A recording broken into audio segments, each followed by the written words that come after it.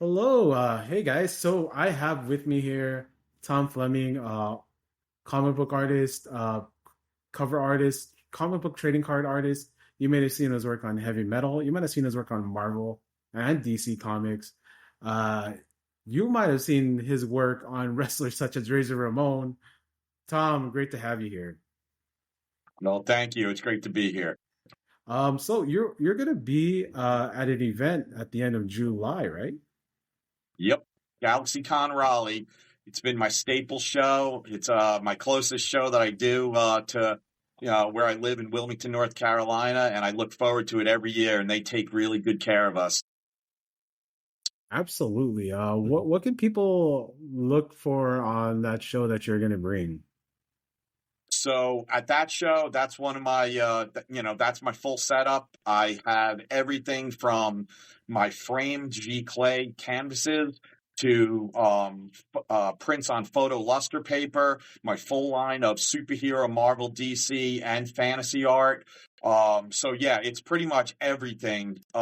Every My full line of everything, including some original art. Sometimes I even bring the legendary original art for the '93 Survivor series, the one that we spoke of in the interview with Lex Luger. I still have those paintings, so sometimes I put them on display also. I love this stuff. I love this stuff. And where can people go again? This is gonna be the Raleigh Comic Con? Yeah, this is GalaxyCon Raleigh. Um, Right. and if they're all over social media. So if you want more information, just go on Facebook or Instagram and stuff, and they do daily posts on all the artists and media guests. Alright. And if people wanted to follow you and like see your art, where can people do that? Okay, the TomFlemingArtwork.com is the website. Tom Fleming Art on Facebook, or Tom Fleming, but you would have to send me a friend request. And then on Instagram, it would be Tom Fleming Art on Instagram, and then I have my Etsy and eBay stores with my full line of prints. Excellent stuff, bro. So that's GalaxyCon in Raleigh. That's where people can find you at the end of July. Yep, yep. All right. Thank you so much, Tom. All right, thank you, appreciate it. Hey, yo, what's up? This is Dr. Larry. I got with me here one of the most promising big boys out there on the independent wrestling scene. I got with me from Oaktown, from East Oakland, specifically East Oakland. I got with me Alpha Zoe. Bro, you're gonna be down in SoCal for some stuff, right? Yeah, for in Chino, July 17th, I'll be at Winter Circle Pro. August 29th, I will be at Epic Pro at Baldwin Park. So those are the two shows you can catch me at pretty soon. Yeah. I, that's actually close to where I'm from. I'm from SoCal. Baldwin Park is actually that's where my Lola was at. That's where I would spend all my Mm, weekends. Yeah, and obviously pro wrestling has always been big here in SoCal. It's always nice to have uh, you know, Bay Area dudes come down here, get some work in. Who are you working on? What's the big match on that you're gonna be working? well, at Winter Circle is to be announced right now, but at Epic Pro, me and Bad Dude Tito are going to be running them ones. Over there in Baldwin Park. We were the first match announced for the new venue. So it's Yo, gonna be Alphazo versus Bad Dude Tito. For the first Alpha time, Zo. 1-on-1. Yo, that's a clash of kaijus. Baldwin Park, I've seen my fair amount of scraps over in Baldwin Park. Shout out to Sierra Vista High School. But I got Alpha Zo here. I know I'm looking forward to that match because not only is Alpha Zo one of my favorite talents right now on the independents, we got Why Bad Dude thank you. Tito doing big things out here in the world of wrestling. MLW, CMLL, New Japan Pro Wrestling, and not to underrate my Mozo here. he's always he's working all the independents out there. You know, the West Coast Pro.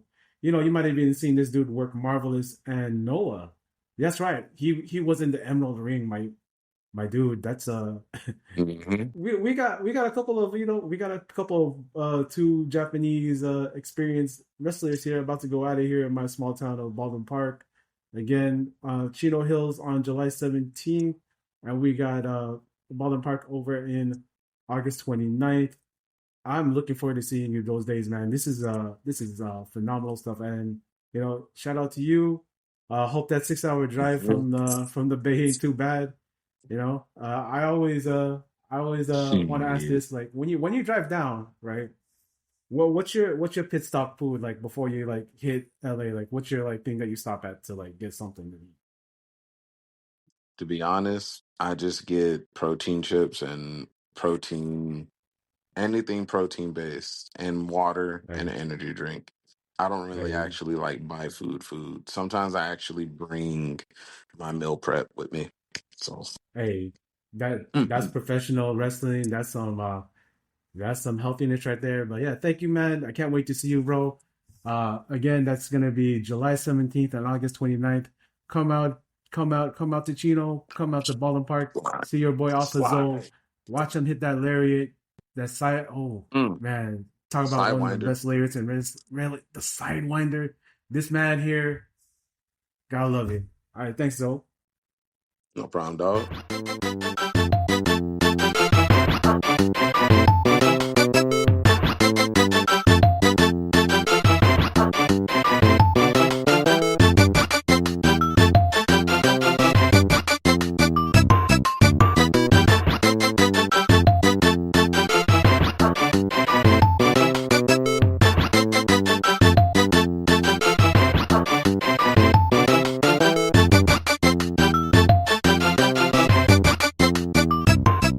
And we are live. Well, live to tape. Welcome to Roundball Rock Rap. This is Larry Yacht, aka Sexy Boy Bawang, aka I am so hype about the White Lakers. I have with me here a gaggle, a big group of people but I'm going to introduce our special guest. We have, of course, from Fight Game Media and Bay Area Sports Network, Garrett Gonzales. Welcome, welcome, welcome. What's up, man? How's it going? I'm doing good, man. We have, of course, on the show, we have BJ Bethel, very nice. We have, of course, Thank you. Arturo, and finally, I have three of the Stooges here.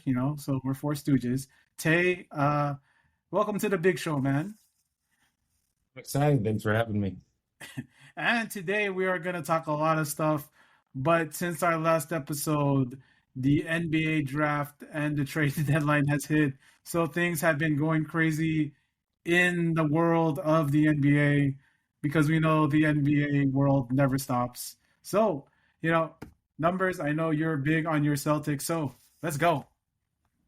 Okay, so so here's an interesting thing that's going on. So one of the big storylines for the offseason has been Celtics essentially wanting to move on from Jaylen Brown, and them not being able to get what the typical fan will see as like a big offer. And this is one of those places where there's a disconnect between the fans and the front offices. And I say this as someone who has legitimately, like, guys, if you don't believe me, I've talked to more than can fit in one hand GMs of the NBA, like one-on-one conversations where I've had it, like, and been introduced and like have an actual basketball conversation. So I've talked to people in front offices, owners, and whatnot, and I kind of know what they think and how they think, particularly the Celtics front office, who I've talked to, kind of some of the key persons there. And effectively, what this season proved to the Celtics front office and to the league front offices is different from what the public sees Jaylen Brown getting sixth in the MVP. The league front offices and people like me and people who like deal in the stats kind of see that, like, yeah, he's getting paid the second highest salary in the league, but really he's more like the 40th best player in the league, right? And there's some real downsides to his numbers because nobody really makes his teammates worse in terms of shooting than when he's on the court, right? It's a really kind of a weird thing, very weird split. Where like essentially over the last 10 years and over the last 4 seasons, the Celtics are better when he's not playing than when he is playing, right? This is not to say that Jaylen Brown is a bad player, right? But to the Celtics, who are paying him the second biggest salary in the league, he's not good enough to justify that salary, particularly since Jaylen wants an extension. I know people would like Jaylen's been kind of like hemming and hawing that he wants like a 2-year extension. So what they ended up doing, which is what they did here, is they were looking to trade him, but they were not going. If they didn't get the trade they wanted, they got into a trade like right now, which is they traded his contract for an easier contract to get rid of, which is the Paul George contract, assets, and like a couple of first round picks and a couple of second round picks, and effectively kind of nuked the cap for the Sixers while doing it. Is the way they kind of view it. They feel like they probably screwed the Sixers by doing this, right? Yeah. Because it's a bad fit for that Sixers team, because the Sixers have Maxey, Edgecombe, and Embiid, who should all get touches.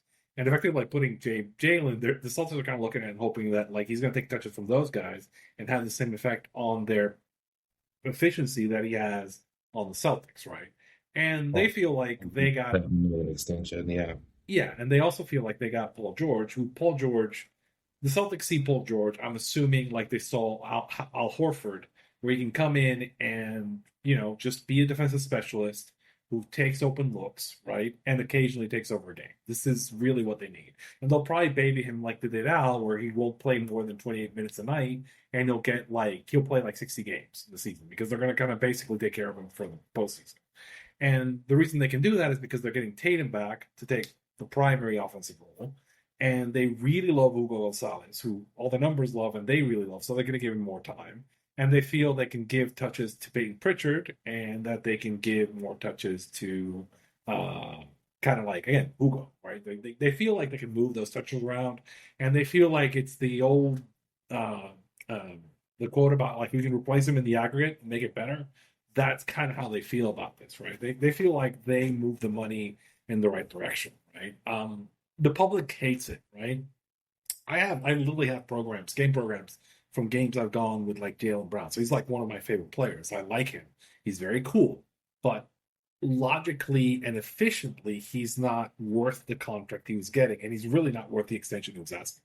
So this is kind of like where we got there. And like the whole saga has been a thing where like they were trying to trade him for Giannis, but the whole Giannis trade keyed on the fact that they didn't want to get rid of Hugo Gonzalez, who is their rookie, who exceeded all expectations and looks like really good. And I understand why they didn't want to do that, right? Because they're concerned about Giannis being older and kind of being more expensive. And they probably feel like they can do better than I already said I'm going to bet the over on the Celtics win total this year, because I feel like they're going to win more games than they won last year. And they're going to win more games than the public thinks they're going to win is the key, right? Because I think that like people think that they got worse, but they really didn't get worse they really did not get worse metrics wise, right?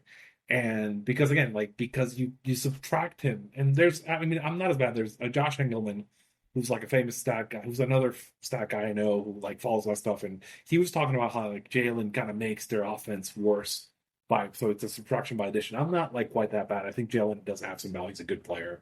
He is in the top 50, but again, you're kind of subtracting him and putting in things that fit better for what they feel. They think Derek White had a better season than like Jaylen Brown, and like the numbers kind of bear that out. That's kind of the thing, and that's kind of where this whole kind of argument has been. Like the other part is I think that front office, there's a thing that the Celtics value that a lot of teams value this. I know some guys who are consultants for teams and they sell this, which is continuity. I know the Warriors love that, Garrett. The Warriors love continuity, right? Like the same thing with the Celtics love continuity. The Spurs love continuity, right? And what that means is they would rather get this done before the start of the season. Because some people were talking about, why don't they wait to get better office? Because like that's not who the Celtics are. The Celtics want to get this done. They want to get their system in, and they want to run the system the entire season because they view continuity in the organization as more valuable than any possible upside they could get during the season. They feel like this offer is good enough, and they would rather have the long runway to run their system and try the stuff out during the season without like the controversy hanging over them. There's a lot of teams, like a lot of the better teams that like this, right? They would just rather like solve this stuff before the season, not have to worry about this thing. Like, I think this is probably why they were out on Kawhi. They didn't want Kawhi probably because they didn't want drama, and they were probably out on a couple other players because they didn't want the drama. So they're kind of like Yeah. trying to get this all kind of set, and we go, and this offer was good enough for them, right? We saw with Giannis last year. Obviously, there was a lot of problems with Milwaukee, but that saga hung over that team and kind of torpedoed their whole season. Well, I mean, I think here's the thing. I think that the Giannis, for everything I read and everything I heard from people inside sources, the Giannis trade was going to happen, and the hanging point was Hugo. They did not want to give up Hugo, and like they felt like giving up Hugo, given Giannis's injury history and his age, and like the history of bigs, was like too much of an ask for what they were trying to do. And they thought their timeline was good enough with like, hey, let's just get these guys, like the guys who exceeded all expectations last season. Let's get these guys a little bit older, get Tatum back, and then fold the stuff around them, right? Hey, maybe we can teach Mitch Rob to shoot free throws, right? And which people Yeah. laugh, but I mean, like front office, a lot of the front offices have that, like, kind of like, yeah, those guys suck. We can do a better job than they can in terms of teaching like to shoot free throws, which is hubris, but like, a lot of teams have that hubris and kind of built in. But yeah, I mean, like that's kind of the feel for like for what they were doing. A couple of the other moves that happened that are kind of interesting. You want to talk a little about the Minnesota move, Tay? Yeah, so we had, just to do a quick summary, I'm sure we'll delve into all of them. But so far this offseason, the free agency doesn't even start until Monday legally or Technically, yeah, officially. okay. But we've had 6 trades that involve first round picks, and I think we've had 5 or 6, depending on how you feel about John Morant superstar trades already. So the LaMelo trade is the Timberwolves. I didn't like it so much at the time, but as these other trades have trickled in, we kind of paid the least in a lot of ways. So we got LaMelo for essentially Naz Reid, Julius Randle, and our 2033 first round pick. Well, here's the thing.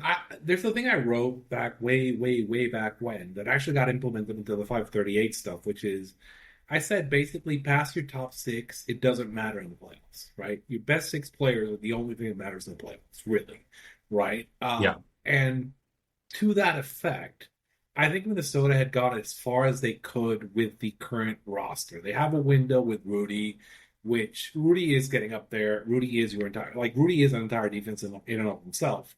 And their limitation has been that they don't have 2 creators. And when it gets into the playoffs, like the other teams basically slam down on Edwards and they die, right? And they can win in a slugfest, but they need that creation. And I think this is a bet on, okay, let's get LaMelo in here, who's a guy who makes the other guys better in terms of offense. And he'll make Edwards better. He'll get the passes off to Rudy. So this will work. And they kind of trust that they can find guys because the history of this is like the guy who's running the GM for Minnesota is the guy who used to be the GM for Denver, and they've stuck since he left. Right, Denver really all the players that Denver built that championship on are guys that I forget his name. I'm forgetting his name off the top of my head. Tim Conley, Tim Conley, and he came in, and he is one of those guys that trusts that he can. It's like Brad Stevens. Brad Stevens trusts that he can find guys, right? And kind of like fill the roster. And I think the Minnesota guy is the same way. He Conley trusts that he can find them. The track record kind of shows that he's not wrong. He can find guys, right? So he's saying, like, look, I need to get my top more solid, see if I can make this team really good offensively, because Rudy is a defense upon himself for probably maybe a couple more seasons, right? I think the Rudy timeline is kind of running out. So I think this is why you kind of go in on a little LaMelo thing. And here's the thing, like if you have LaMelo and Anthony Edwards, you have options going down in the future, right? So I think this is a good, can we get past this? Because I think also kind of like the Spurs kind of showed that you can bully ball the Thunder, right? You can throw bigs at the Thunder, beat them. And so like if you can kind of combine that, I think they do have a puncher's chance of coming out of the West. And I like their odds better now than I did before they did this trade, right? So sometimes you got to swing for fences, right? Garrett, what do you think About which one? the Minnesota one? I need to see LaMelo play seriously for an extended That's the amount of big thing. time. Like, I can't imagine he's going to go in his first playoff game and sitting there going to the Western Conference Finals a couple times already, and Melo's just going to be like, I'm here to ball out. Like, we're going to see so many 1-foot 3-pointers, fadeaway shots that don't have a great chance at going in just because it takes the pressure off him to actually make a shot. Like, it's stuff like that where you want to see him play at a really high level to see when he can dig, and we just haven't seen it because, I mean, last year Charlotte was okay, but he has not played in any big games. Yeah. He's played less basketball at the pro level than I think you'd want to see from someone who is as high of a pick as he is and who you think can take your team to the next level. So I think he's a wild card. I don't mind the risk. If you really want to go for it, you're in a way you've already maximized your capacity with the team that you have, and so it's a little bit of a zag to see if you can go kind of differentiate to where the other teams are going.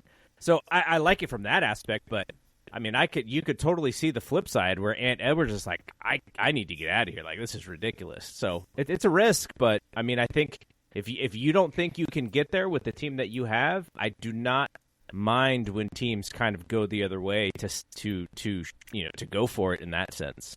Yeah, you have to go out and get something that like you're missing, and I think he does that.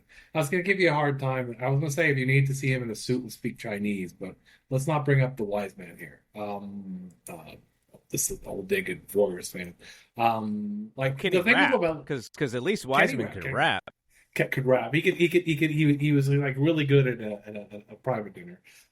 It's the old story is that essentially the Warriors were between Wiseman and LaMelo in that draft. And I mean, I think the story I heard was like obviously the story they put out is that like Wiseman was like much more professional and like PR friendly, but I think they probably didn't like his dad. The owner fell in love with him. That's why they. Yeah, I think they also didn't want to deal with LaMelo's dad. Like LaMelo kind of comes with some kind of he's not. Remember what I said about like some organizations don't like drama, or like the Warriors don't really like drama that much in terms of like, it's even more than that though. It's more of the way that the offense works because everything revolves around Steph Curry, and so like I said, LaMelo offensively can do some things where you're just like, my goodness, this dude is ridiculous. And then on the other side, he can be ridiculous in the other way. And with Steph Curry, especially in the later years of his career, they run a very specific offense. And it would have been interesting to see if LaMelo could actually play within that offense. I think from a passing level, he would have created a ton of opportunity for other players. From a maturity level, it probably would not have been a fantastic fit on that team because that was just a bunch of OGs and a bunch of vets. So it would have been interesting. I mean, based on what happened with Wiseman, I would have rather had it the other way, obviously, because at least Melo is still on the court and still an active NBA player. It is kind of funny because I do think that's Kerr. Like, how Kerr is, he might have been driven out of his mind. It's the Spurs coach. The Spurs three coaches are all kind of like that, and I think that like given some of the stuff that happened after, that might have been like a really interesting character marriage, right? Like how would that have worked out? We kind of got it with the Kuminga pick. Kuminga is not the player that LaMelo is. Right. But yeah, I mean, it's similar where like you get somebody in there and it is not a good culture fit. It's happened before a couple times, so like it is kind of an interesting. I remember live at the time, like they probably should have drafted him. I still feel like it probably cost them a ring, probably. I think because I do think they would have gotten him over top one of the seasons. The one they had Oubre. Oh god, that team was bad. And they had Oubre and Wiseman, and like whenever they didn't play those guys, it was really good. And I think that was kind of like the difference. But like again, getting back to this season, so the other big moves are the Giannis trade, that's a really interesting one to me because I get why Miami did it, and I get why Giannis. I mean, like the old running joke used to be like guys who are traded in free agency. Either go home, go to LA, or go to Miami, right? They're either going home or going to the beach, right? If they can force the issue. And I think partly they were trying to use the Miami offer also to drive Boston offer up. Yep. And I think Boston basically kind of said, "Okay, we're good. We're good walking." And I think now that we see the Jaylen Brown offer, it kind of proves they were right because they did get an extra first round pick out of Miami than what they would have got for Jaylen Brown. I mean, I think that along with the young players. Well, I mean, I think the issue was it's always going to be a three-teamer, and it was always probably going to be Jalen to like Portland, and then like them getting the Portland pick. So like it would have been like kind of an interesting, which is kind of like when that fell out. Then Portland made some moves, then Boston made like you can sometimes see what was supposed to happen in what happened after, right? The leavings afterwards is kind of interesting. I think the other parts that are interesting to bring up is New York and their owner kind of doing a Cuban love you, Mark, but like you screwed up after you won the title, or like he essentially is not willing to go into the apron to put the band back, to run the band back, right? Fully. I mean, I still think that Knicks team is going to be good. I do think that the road is going to be much tougher for that team this year. Because I do think, again, Celtics, I think Indiana being back, I think Miami's going to be tougher. It's a much rougher road for them this season than it was last season, right? And I think, obviously, Alvarado and Shamet were big for them, but I think picking that path over having the backup big, whether that's Robinson or someone else, is going to hurt them. I mean, it was a big deal because essentially, like, a Cat was like a big, but getting foul trouble, and they could switch into like Mitch, and Mitch is a very underrated player because of the foul stuff. But Mitch is a good player, right? He's gonna, I think, like the Celtics with Mitch and Quita, like really have a solid big man rotation now. And again, as I said, like if you're building for the playoffs, if you're going with like, it's Mitch, Rob, Quita, PG, Tatum, Pritchard, and Derek White, probably Ugo. Hopefully he'll play himself into the rotation. That's pretty good. That's workable, right? And again, you gotta pencil in with Cat. He's gonna have 2 games in a 7-game series where he fouls out, and now they just have no backups. Right, and kudos to him because he figured out. One thing I want to highlight is Karl-Anthony Towns, a guy that like was not well respected in NBA circles when it's in Minnesota, and I think that I think some of that was the organization because I think once he got to New York, I think like particularly this finals and this run, he was a really good defender. Like he figured out how to kind of neutralize Wemby, and I think some of that was he was covering him like a small man. He was basically like, I'm going to cover you like a guard, right? And that really kind of worked because Wemby doesn't have the ability to push him off or like go on that. And it was really, to me, he was the most valuable player on that team, right? He was the most important, certainly. And you kind of tell the splits, right? I mean, obviously Jalen got all the kind of love, but Cat was hugely important. Actually, let's bring it back. We'll bring it around. Let's talk a little about the Warriors. Do we think LeBron is going to the Warriors? I have a hard time seeing it. The pathway I think is the cleanest of the teams he's been rumored to, but it still requires you probably having to attach one of those first round picks to get off of Moody, and then. Well, I mean, I think I've actually like mentioned this off the air before, but I'm gonna mention it on the air. Sometimes, the Kawhi stuff with the Clippers and Inspire and that stuff a little bit more common than people think. Yeah. And it isn't an accident that like there's a bunch of clutch players on the Warrior like, hey Draymond, well, how you doing, Draymond? And kind of that connection. When I say clutch, that is clutch through Rich Paul, who's clutches LeBron's agency. Anthony Davis is another guy who's been rumored kind of in this kind of like, hey, trade Jimmy Butler for Anthony Davis deal because like the clutch. Kind of looks after his guy, maybe trying to like put the guys together on one team. Which team will facilitate it is going to be kind of like the interesting part. I think at this point, is it worth it? Garrett, do you think it's worth it to like accommodate clutch to like put this team together around like Steph and LeBron? Is that something that you'd be willing to see as a Warriors fan? I'm interested in LeBron's willingness to kind of play by Steph's rules. Mm-hmm. Because Steph Curry, his entire career has never really been about a lot of the things that LeBron has been interested in, such as a lot of the leaking of information about his thoughts or where he's going to go, or leaking about how frustrated he is with management. All of those things that kind of come with the package. Like, it's just not Steph's game at all. He has not really ever done that. And I think that is the bigger thing to me. It's almost like LeBron is coming to Steph's team if he wants to. And thus, there is a level of accountability that comes with that being Steph's team, because everywhere where LeBron goes, it's his team.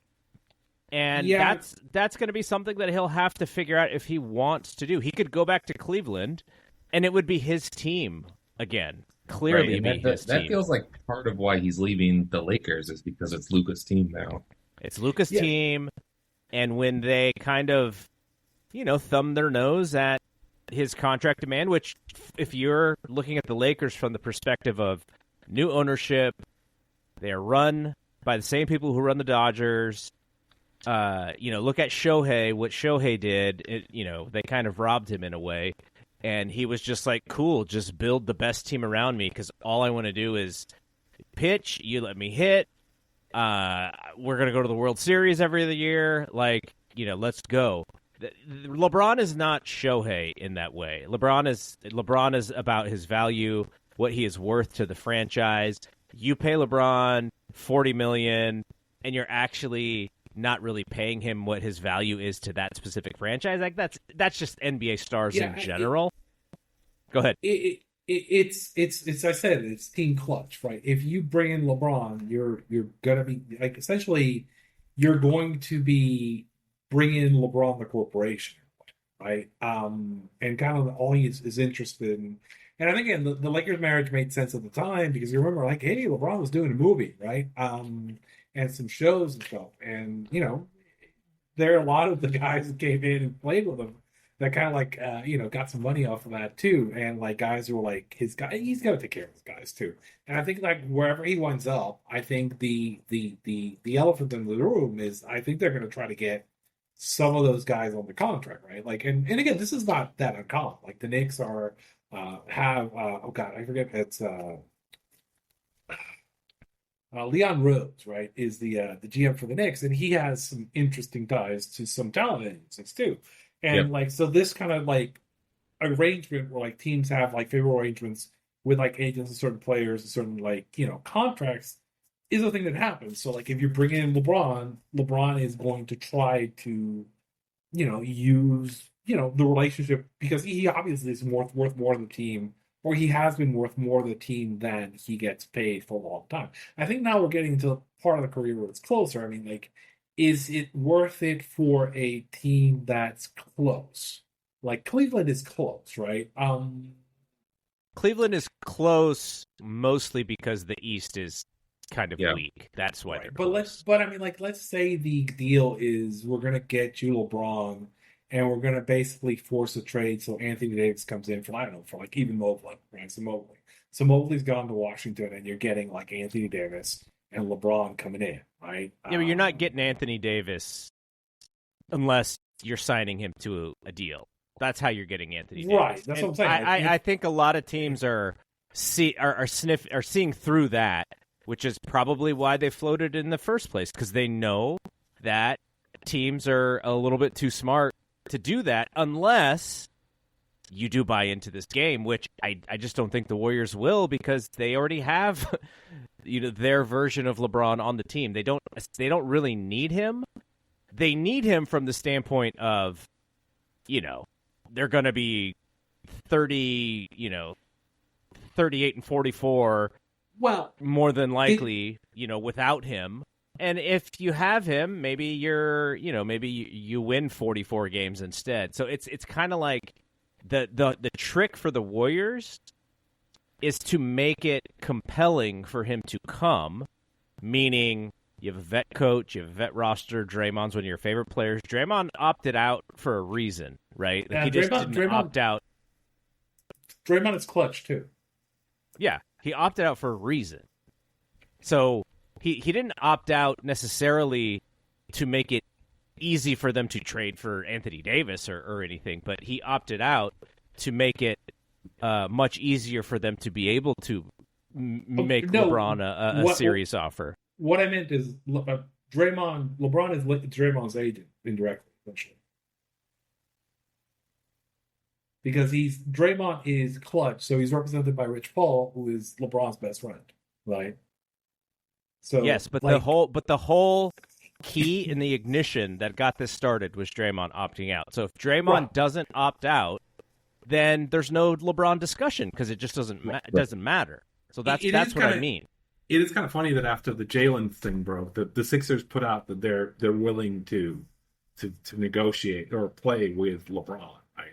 So, and the reason that's interesting is because essentially they have the Joel Embiid right around. They have that Joel Embiid contract, and the Sixers might be kind of signaling that they're willing to like move Embiid to get Davis and get like move the players they need to move to get team clutch on the Sixers for a while, right? Like so LeBron and maybe Anthony Davis. And maybe if they can fit Draymond, if they could, I mean, they could probably move Maxey or Edge coming out. Like, so like it'd be like Jalen and LeBron and like Anthony Davis and like Maxey, I guess. I'm just kind of throwing it out because like the Sixers kind of threw that out. Like the only reason they would is if they're willing to move Embiid, right? By the way, for the Sixers, would they become team clutch for a season or two with the possibility of getting there again? Yes, because they haven't been able to do it. But for the for the Warriors, it's just like they don't need to do that. So that's the Sixers. just my point. The Sixers is the one like they threw that out there, and I'm like, again, this is me kind of speculating, but like me reading the tea leaves and going like, yeah, they're throwing this out there because they feel like because again, like the parts are. I'm assuming LeBron is coming in, but he's asking teams, hey, if we're doing this, you're bringing in my guys and signing. So I'm assuming he's going to get like because again, like he's loyal to his guys. He also gets royalties for this guy. So like, yeah, I mean, I'm assuming he wants to bring in Anthony Davis, and he may want to bring in Draymond, who's another one of these guys, or like and kind of put that together. And kind of as Garrett is saying, he wants it to be his office. And so the Sixers also fired Morey, right? So they're kind of in this very new space. So that is a strong possibility now that they've done this Paul George deal. Because again, they still have the Embiid contract. They might want to move. Because again, I don't know how married. Like if you need a piece that's a big contract that can move and get into that, that's a team that actually might work. But again, like that's assuming it's an interesting thing. I've heard Miami floated, I've heard Cleveland floated. The Sixers is the one, like, they threw their name in, and I was like, oh, that's kind of interesting. Yeah. Right? I would not expect LeBron to go it's either he's going to the Cavs or he's going to a big market, right? I don't expect him to go to a small market at this point in his career. Do you think he would, this is mostly a pipe dream, like what I see on Twitter and stuff, but do you think he would consider a place like Minnesota? Or is that like completely out of the question? I don't think so because again, it comes up. I don't think again Connolly like it needs to be a team without a strong established culture and a strong established GM, right? And a strong established star who is Anthony Edwards, right? It needs to be something where like he be the guy coming in and winning one more title, right? Like so he's the guy who's bringing a team to the promised land. So I think the Sixers are interesting because they haven't gotten there, right? The Sixers check all those boxes for sure. Go ahead. You're gonna say something, Ted? I just think like if winning the title is the goal, you know, Minnesota has never won one in franchise history. The state hasn't won one since 1991, and they have a glaring hole at power forward. But you don't really get the money, which maybe doesn't matter, and there's not really room to establish his culture, like you're saying. Yeah, I mean, essentially, he's gonna go to a place where he feels like he can kind of like come into and maybe even get like an ownership stake. I think that might be kind of in play at this point in his career because I do think, Yeah, I do think that LeBron is thinking down the line that like Michael, he wants to own a team probably. That didn't end He well maybe for Michael, by the way. Michael had to go to a different sport for that to work out for him. Yeah, I mean it's an interesting kind of deal. I mean, I think that like the LeBron thing is kind of interesting. I do think also I think he also understands that it's easier to get to the playoff to the finals from the East and the West, right? I think that like Yeah. so I do think that like if you're kind of if I was ranking the odds on this, I kind of feel like Philly is a dark horse here. I think Cleveland again. It has to be a team that has the pieces to get A. Davis. So like Cleveland, if they're willing to do it again, I think Miami has the pieces where they could, right? If they move on from Bam, right? So they can kind of they can do a trade because again, I'm assuming the Wizards somehow going to be involved in this, right? And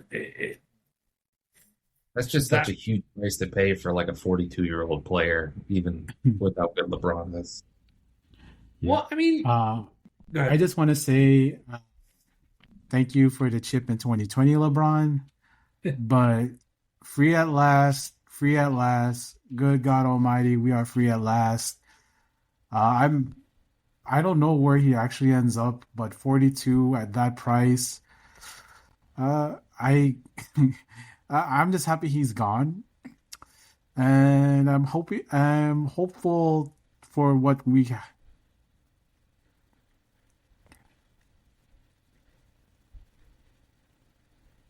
Wow. Yeah, I mean, like, but Steph makes 50 million. LeBron is not going to play for 2.45 million. well, That's not gonna happen. That's not well, gonna okay, happen. and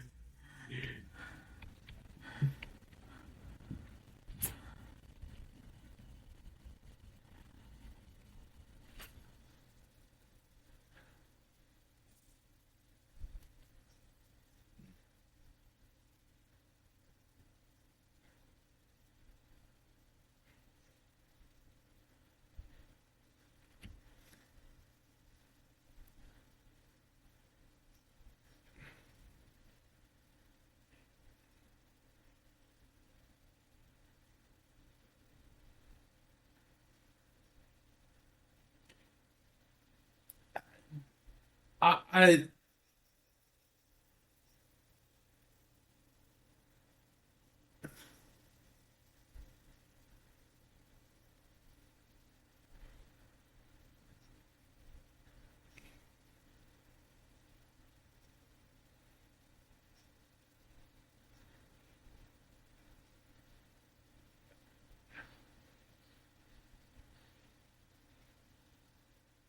I don't I Let's don't not see forget how. how he left Miami, though. They I was gonna they say were I not don't happy see with each other. I don't see how you bridge the gap. I don't see how you bridge the gap between Spo and Riley and LeBron. And it's also like really different world because when he left, it was more reasonable for him to have that level of control. But I mean, I think now Spo is like one of the most respected front office guys and like in the league. Like, why would Spo and Riley turn over control of the organization to LeBron at this point? Right? That's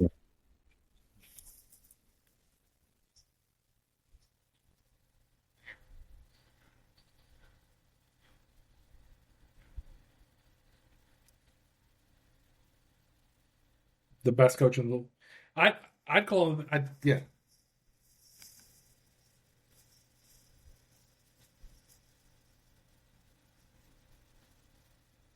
yeah.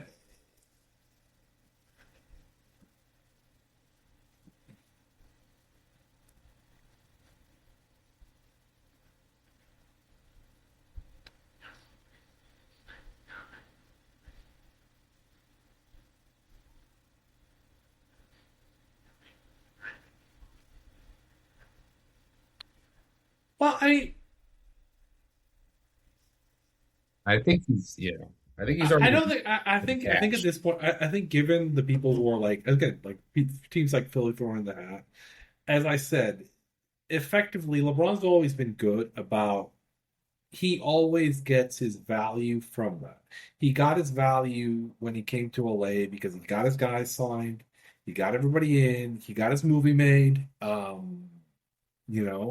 His production company did really well, and I think same thing with I remember when he went to like the Cavs at the time. I think I've told the story off the air too. I was consulting for the Cavs. I did a little bit of consulting for them, and like we were doing some statistical stuff, and like that kind of stopped because like once LeBron came in, like that they were going to run the stuff through Clutch, right? So I mean, like he effectively like whichever organization he's coming into, you're not just doing you're not just getting LeBron, you're doing business with LeBron in Clutch, right? And I think that's how he's going to get his value. Even if he's paying like $5 million a year, right? You're gonna have to do stuff for him to make it worth his while. As I said, like you're probably gonna have to, either like maybe get Anthony Davis and extend him, right? Because again, Anthony Davis is I think right now he's probably the biggest Clutch client. I want to say. It's him and Draymond, right? Yeah, I would say it's probably still AD. And then I think the LeBron on a minimum has real steam just as a salary cap nerd because we're down to just Brooklyn with salary cap space, which means he tops out the most LeBron can get, and the Lakers spent all their salary cap space, which means they can't even really sign and trade him. So I don't think there's any pathway for LeBron to get over the mid-level exception, which is like 15. So you're haggling over like $10 million, which is kind of like change to a guy like LeBron. So I think it's going to be all influence, like Arturo was saying. Yeah, he'll make more money on all the ancillary stuff, and on you signing his clients, right? So he can get his agent's fee through Rich, right? And again, like. I don't want to imply, like, I don't want it to sound like it is something that like is slightly different for like quietly because like the league kind of like he has like the deniability, but it is still his company, right? So Clutch is his company, right? So he benefits from kind of stuff doing. And it's just him being a good businessman. I don't see how this happens without you kind of bringing a package deal to it, right? He's going to take a pay cut for you, but you're going to have to make it worth his while, right? Which is why I think the Sixers are interesting as a play because they're I think that they have the most to gain by doing this kind of thing, given where they are. Most sense for Anthony Davis. If you're giving Anthony Davis like a 4-year, $280 million extension, that's tough to stomach. But if they can get off Embiid, then it's kind of like a wash. So yeah, they're essentially like doing a wash. Then that team is what? As I said, it's like Jalen and LeBron and Anthony Davis and BJ Combe and Tyrese Maxey. That's pretty good, right? That's actually pretty. I mean, there's some risk there, but that is a team that can go places in the playoffs, I think. Again, there's some level of risk there, right? Let me give my one LeBron pitch as to how it could make some sense for him to come. Not that I'm begging for it. It almost is a little odd for me to even think that he would come to the Warriors, considering that we had to root very hard against him in four NBA Finals. But here's how I think it could work. Now, there's a guy who is the second biggest name when it comes to ownership of the Warriors. His name is Peter Guber. Also part owner of the Dodgers, historically producer, movies, like very successful dude. If LeBron is thinking about his post-NBA career, Peter Guber is not a bad dude to kind of be connected to or to cultivate more of a relationship with. So that's one. Like you were talking about, what is LeBron going to get out of it? So that's one thing that I would kind of just keep in the back of my mind. The second thing, he is at a part of his life where dealing with certain players, there's different age ranges all over the NBA. It is probably easier for him to understand guys who are in their mid-30s than it is to understand someone in their mid-20s or their late 20s. If he just wants to have fun and hoop and drink wine and hang out with other celebrities, sports celebrities his age, run his podcast, get Steph and Draymond on his podcast 3 or 4 times, have his wife is close. His wife and Steph's wife are similar ages. They are both the husbands of crazy popular sports celebrities. Like, there is a thing there with how comfortable he could be and come right in and just play. And he's also played for Steve Kerr in the Olympics. He's also talked with Steph on his podcast about how they kind of played, I think they said 10 minutes of perfect basketball. They're both savants.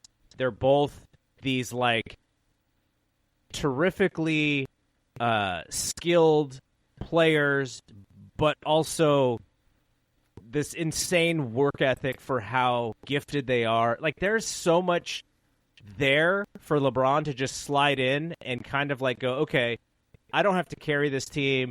I'm going to slide in. I'm going to have fun. We'll be good enough. We'll figure out. We have like this opportunity for you have a veteran coach. You have an owner who's very successful at kind of weaving through all of this nonsense when it comes to players and like the whole Jonathan Kuminga thing. For as much as Jonathan Kuminga's agent Aaron Turner was frustrated, it's like, brother, how frustrated do you think fans and the front office was with Kuminga's inconsistency? Like, it goes both ways, and the Warriors are kind of above it all. Like, they're going to miss on players. We just talked about James Wiseman. Kuminga, they missed on Kuminga. Moses Moody, I wouldn't call it a miss. He's a serviceable player and a good player in certain levels. But they're on the stuff that LeBron cares about when it comes to being a mature, successful celebrity, the Warriors, that stuff is like easy for the Warriors. So that if that's what he's looking for, I think it's a good fit. If he's looking for a team to roll out the red carpet, other than Steph giving him a couple cases of his bourbon, I don't see it, because the reason why the Warriors are good at that stuff is why they wouldn't just roll out the red carpet for him. So that's my pitch, and we'll see what happens. I could go either way. He comes, great.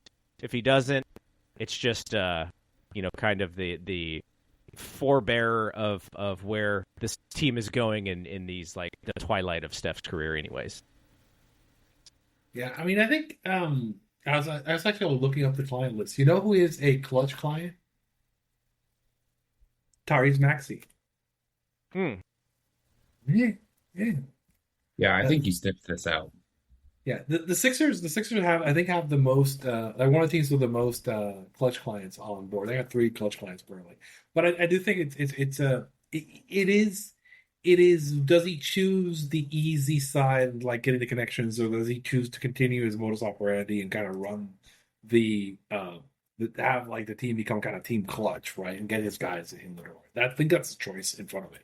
The Kuminga thing is kind of interesting because I always feel like he. There's all. I mean, I'm trying to say. I'm trying not to get myself in trouble here. I've got myself in trouble this kind of thing before, but like, there was always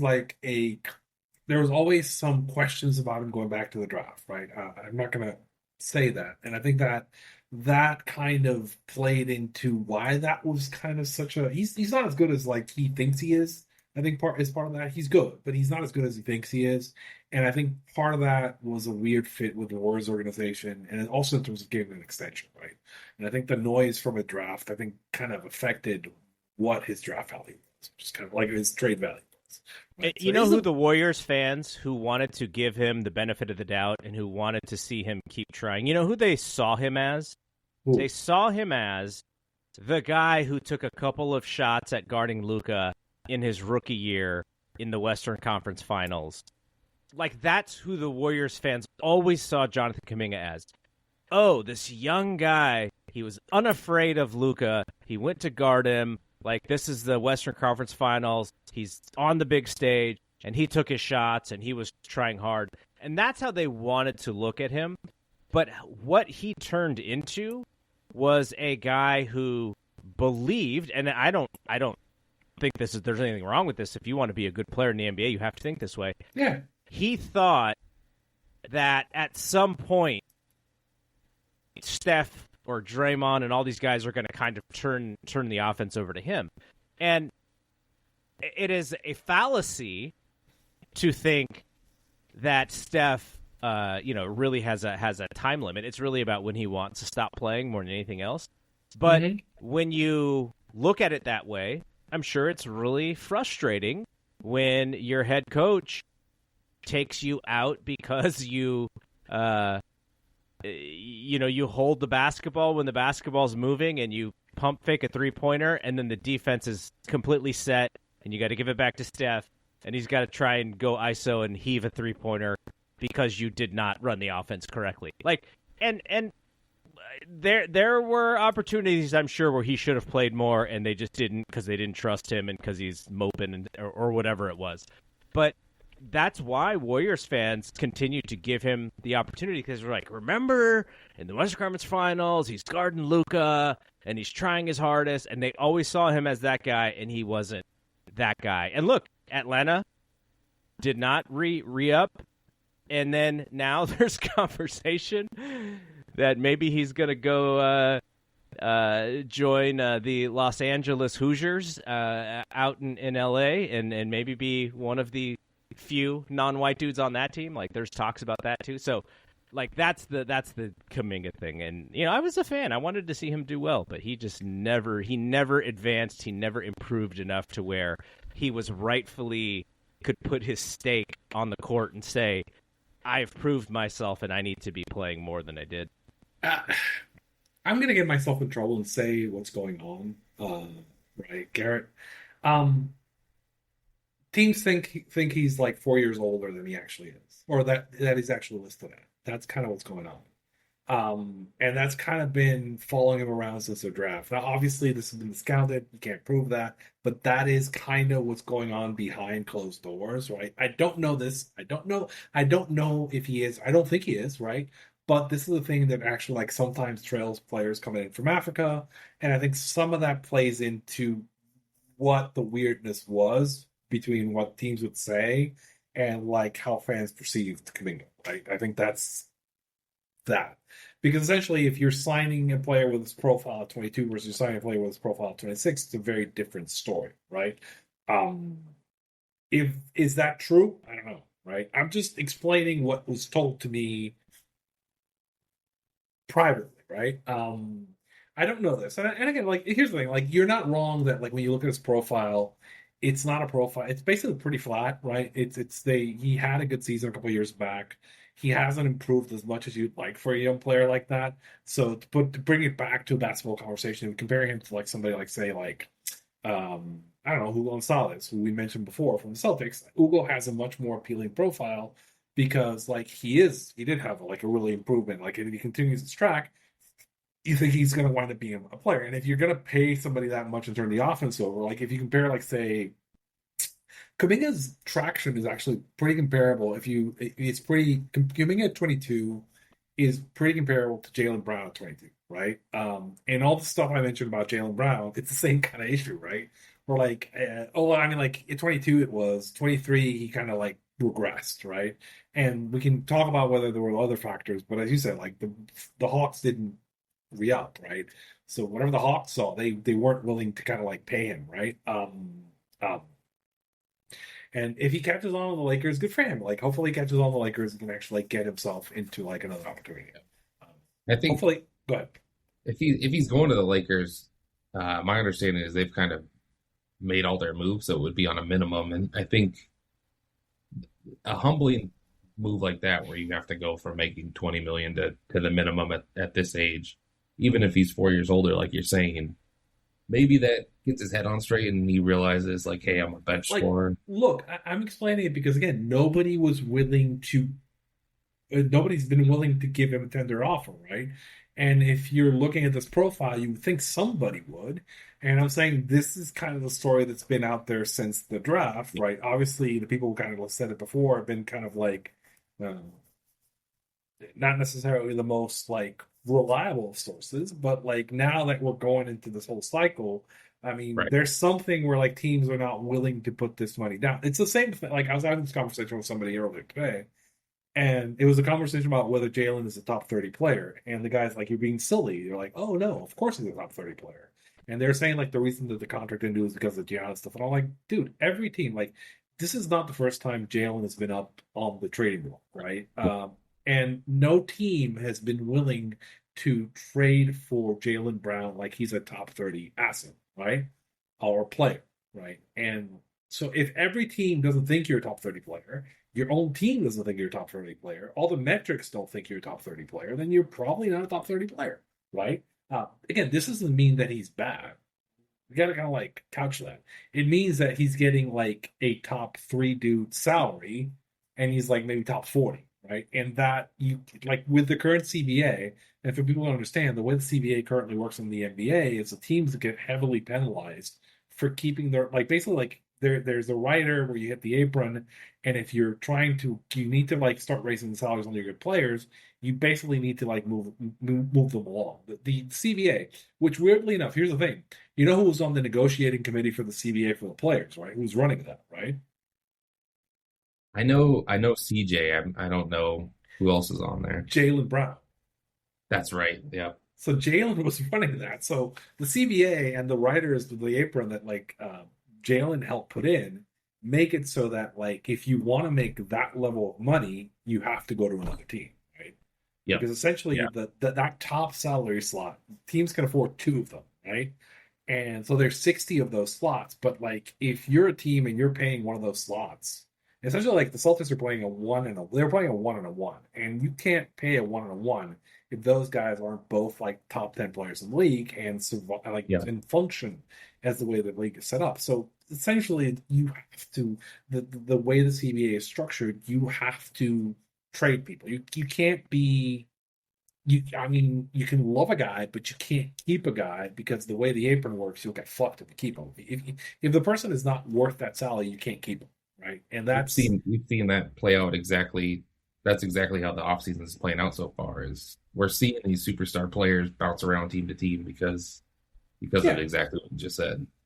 Yeah, I mean, it's like if you ever play the old, if you guys, I'm assuming Garrett and Trey you both played, and BJ and Larry, ever played like NBA 2K in like season mode, dynasty mode, and like as a player, you might love a player, but as he starts getting older, you're like, I need to shift this guy to like a younger salary. Like I need to get this salary on a younger player, right? Because I need to kind of like I need to keep winning, and the only way I keep winning is I got to shift to like a different. They talk about the windows, right? I need to shift my window, and the problem for Jalen is at that price, unless you're like going fully on win now, you can't keep him around because essentially he's too expensive for what he makes. So this is why he makes sense. So Sixers if they're going into the LeBron sweepstakes because that's like you cannot get more win now than getting LeBron, right? And windows this season. Whereas if you're the Celtics and you just like put together like the number 2 seed season by playing all your young guys, right? And like you're already getting an update because you're getting Tatum back and you believe in those young guys, then this makes total sense for them to go like, we're going to get off this contract, right? And get ourselves a veteran that fits better with like, I mean, that's underrated, but like Paul George is one of the best defenders in the league still, right? And the Celtics do not need him to take shots, right? So they can essentially just like wrap him up in tinfoil, play him like, I don't know, 1,600 minutes, like the old Tim Duncan plan.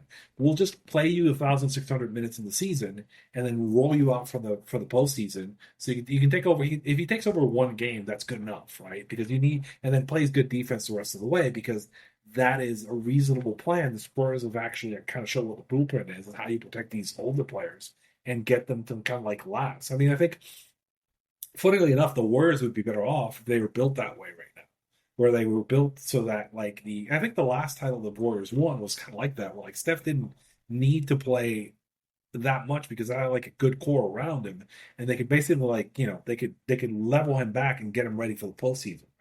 And I think like with the wear and tear, go ahead. Hey Garrett, thank you for joining us, man. Absolutely love having you here for this talk on the. You really made me believe maybe there is a space for LeBron on the Warriors. Maybe, just maybe. Maybe. I mean, like Garrett, do you have a hot take for the NBA for this NBA offseason other than what we've talked about? Hot take for the NBA offseason. Um, honestly, my hot take is that, and actually, I don't think this is hot because I think people are able to see through this. Part of the reason LeBron is able to do what he's doing, and I think it's very strategic, right? The second the Lakers did not offer him whatever that contract was, I think he knew that they weren't. And so he's like, look, there may be some trades. There's not many big free agents out there. I am going to be the biggest name out there, and I'm going to make this an event. I'm going to make it my Kevin Durant 2016, where people actually have to kind of I have to interview them for these positions. And the problem with it, I think most of the teams are not going to take the head fake. And I think the pool of teams who are actually willing to do business is much smaller than Team LeBron will perceive it to be.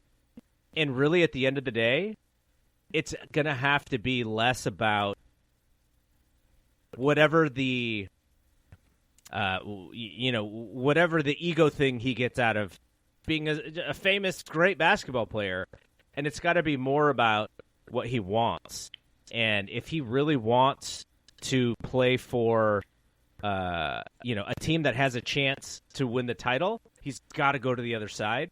And I think everybody knows that. Like, that's why the Spurs are like, come on, man. Like, we're not messing with this thing. And LeBron would be a fantastic fit as like a 20-minute guy on that team, right? Especially the close games. Like, it'd be amazing. But they're like, come on, Yeah. we know. We know what's going on. So he's doing it for the reason that we're doing this podcast, or a big reason that we're doing this podcast. But I think most of these teams kind of understand the game, and they're not really going to bite. And he's going to have like 2 or 3 teams to choose from, and it'll really be about what he wants to do rather than how much he's going to get, or how much Clutch is going to get, or what contract Clutch players can get. I think most teams are going to see through that nonsense, and it's really going to be about who he wants to play for. That's what I said. I think Philly. I think Philly. I think Cleveland. I think maybe somebody like Detroit is willing to kind of like throw some. But I mean, he's not winding up in Detroit, but they might be willing to like throw some offers in there, right, to see if something sticks. But I mean, it is kind of a very tight market. But thank you for joining us, Garrett, and thank you for these takes, man. I absolutely love the show you do with JJ. That's every dad's dream, to do something cool with their son. So listen to that. You could find Garrett Gonzales on X at ROHEBLIUS. You can also follow them at Fight Game Media. The Fight Game Media channel on YouTube is excellent. Some of the best MMA and wrestling takes you can ever have. Garrett, you've inspired me to create my own kind of network here with the prescription, man. Like I always tell everybody, whatever I tell anybody, like Garrett's one of the people I look up to, one of my mentors that I go to and I ask like some advice. Everybody's like, oh yeah, definitely Garrett is somebody that you could definitely get some great stuff with. So thank you, Garrett, for giving us and blessing us with your time, man. Man, thank you for this. Absolutely. All right, guys, have a good rest of your evening. Appreciated the chit chat. Thank you for coming on, man. Yeah, thanks. It's been a pleasure. On. Yeah. So, lots of this great basketball talk. Oh, I'm gonna go around the room. Hey, what's your hot take for the offseason? Hot take of what's left to come here. I think there's still some big dominoes left. I have no idea what Detroit is doing, but it feels like they got to have something up their sleeve. I don't really understand what Memphis is doing, and Memphis is at this weird spot right now where they're at the roster crunch where they're at the full 21 players that you can roster during the offseason, and they feel very incomplete.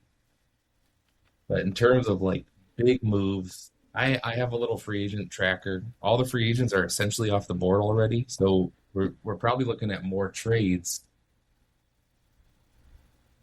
Who would that name be though? Durant, Kevin Durant.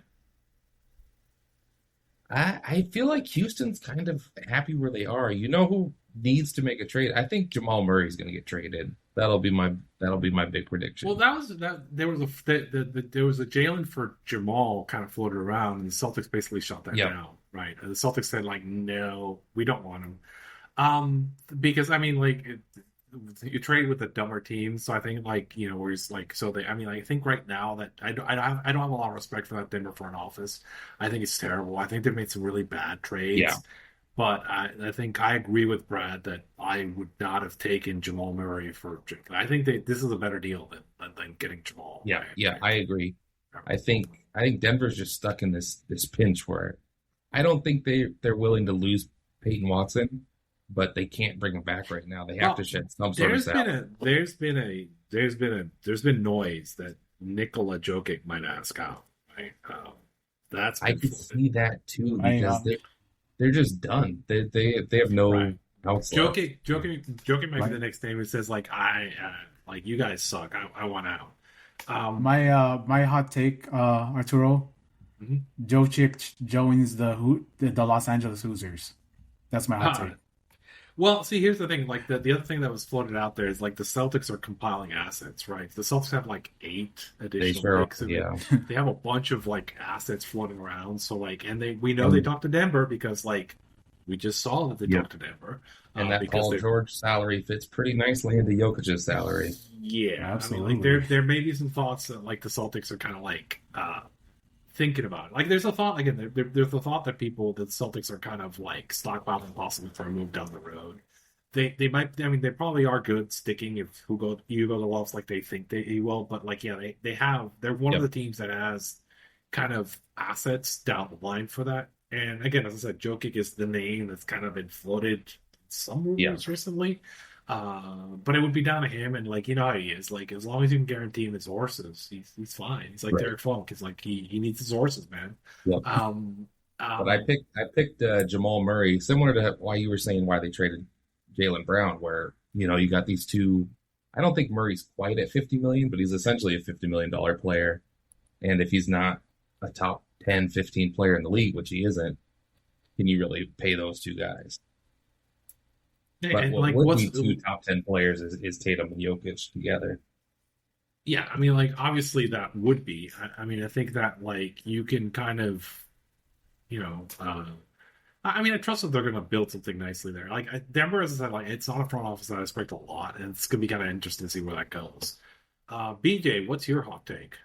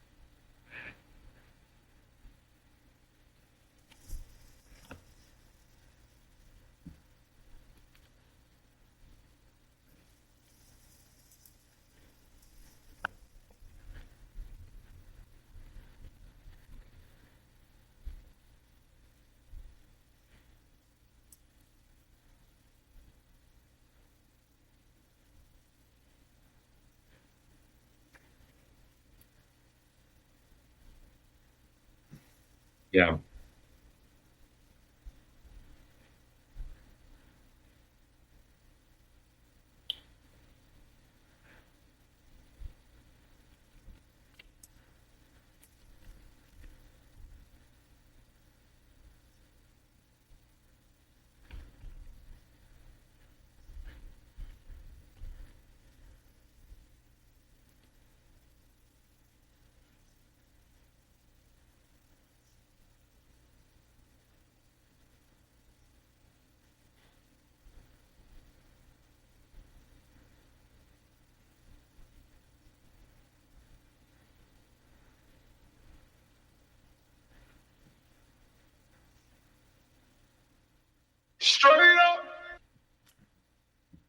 We're doing sound effects? Go ahead. Yes, I'm doing soundboard, guys. I'm doing soundboard. No, like you ever watch I did not. Do you ever watch that the Family Guy episode where they become morning guys? Yeah, it's like the dog and the baby, and they're like doing all the soundboard noises. Oh God, Arturo, I got something for you, man. I got something for you. Oh God. Stop it now. Okay, so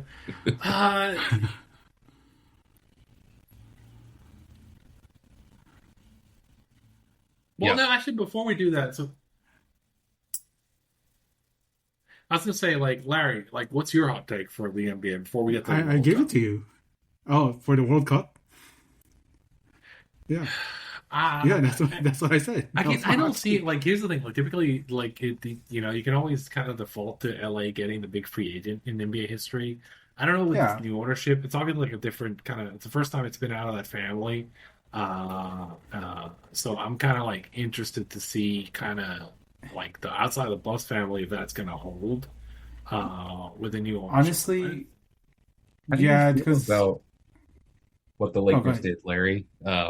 Outside of like the jokes about all the lineup. Well, I've always been saying like the Lakers do need a big man, and getting Kessler was a big deal to me. I think that this team that they're forming, this starting five, because the proposed starting five that I saw was let me get to that. Like the proposed starting five is Luka, Austin, Sandro, Kessler, and Grimes as the Kit Kat, as the Cocoa Puff in the bowl of Kit Kats. This is it's a strong starting team, and it's very different than what I'm used to, and I think the game that they're gonna play is, I don't know, because this is very similar because we cover pro wrestling. The Bus family being out of the Laker business is very interesting to me, and where they're taking this and the trades they're making and the moves they're making, it's not really from the Bus game plan. So like what Arturo was saying, I don't really know what's happening here, but I'm excited and I'm hopeful. That's what I can say. But I was really happy when I saw that Kessler, they got a real center. That's what I'm excited about. I like Kessler on that team. I don't really like what they had to give up to get him, but it is what it is. Hey, I know we're ready to move on, but we've talked about we briefly talked about Kawhi. We don't need to really visit Kawhi. The last superstar trade that's happened, Arturo, what the hell is Portland doing getting Ja Morant? Brother, I saw that, and like everybody thinks that they're doing another move because that is kind of an insane rotation to go. It's insane. It's oh, what is brother? This guy stinks. God. We're gonna have to limit you, Larry, on the soundboard. But yeah, I mean, it is kind of funny. Somebody was saying that essentially like that people praised the Indiana trade for Ivan Subic in February, and essentially if you look at it, they probably got a better center than everybody else because I think Zubac is better than I like Kessler, but I think Zubac's better than Kessler. For BJ's point, that's a big addition to Indiana this year. Indiana with that and Halliburton is actually kind of a really cool deal. Portland is one of those things where you got the new owner who's a tech guy. He cheaped out on the coach. We just people are posting on that, but the guy who's coaching he's got a 1-year deal and then an option, but he's making millions of dollars, right? So I've always been a guy who if I said if I own a team, I'd probably go that way in terms of how I do the ownership. The coach, because again, quick to hire, what is it? Slow to hire, quick to fire, right? So you don't know. You're basically auditioning guys to see if they're good. Why do you need to give them 3 or 4 or 5 year deals, right? Yeah, right. It's the guy might not be good. It's you're trying to give somebody an opportunity, try something crazy and do that. So it's not terrible. I do think that you're going to see some kind of growth. I thought the coach they had was good. Oh God. Yeah, Splitter.